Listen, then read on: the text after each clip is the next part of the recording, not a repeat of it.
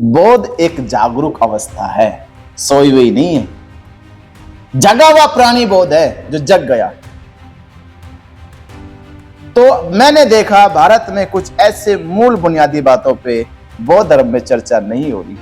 लोगों को परिपाटी बौद्ध बनाया जा रहा बस, और उन्हें ऐसे परिपाटी बौद्धों से हम जैसे भिक्षुओं का पुरोहितवाद पैदा होता जा रहा है।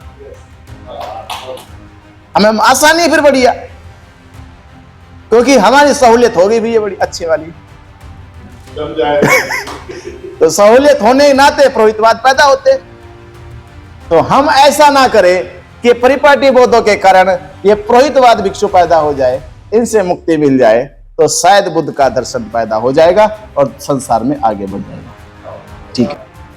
और बनते विनयाचार्य जी ने जो बात कही, जो बुद्ध दर्शन की बात की, तो मुझे लगता है उन्होंने बुद्ध दर्शन से ऊपर भी जो वास्तविक दर्शन की बात की, उन्होंने बड़ी साफ गोई के साथ ये कहा कि यदि विचार पर बात नहीं होगी, जो भीतर के स्रोत से जो बात आ रही है उस पर बात यदि नहीं होगी, तो कहीं ना कहीं वही पुरोहितवाद जिसका आज बोलबाला है, और न केवल बोलबाला है बल्कि वो पुरोहितवाद लोगों को गुमराह करने में भी आज कामयाब है।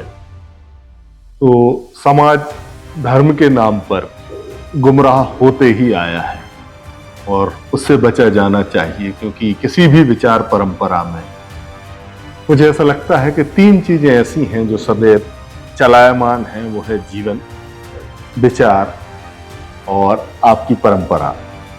और ये निरंतर ये चीजें बदलती रहती हैं और बदलते रहना भी चाहिए, क्योंकि यदि मैं या मेरा समाज जैसा पहले सोचता था और आज भी वैसे ही सोचे, तो ये दुनिया आगे कभी आगे नहीं बढ़ पाएगी। वो वहीं रहेगी जहां वो 10 साल या 100 साल पीछे थी। तो इसीलिए मौलिक विचारों का, नए विचारों का आना जरूरी है और गहरे से आना जरूरी है, और सच्ची बात बोली जाना चाहिए और उसी साफ गोई के साथ बोली जाना चाहिए जिस साफ गोई के साथ आदरणीय बनते विनयाचार्य जी ने आज बात कही।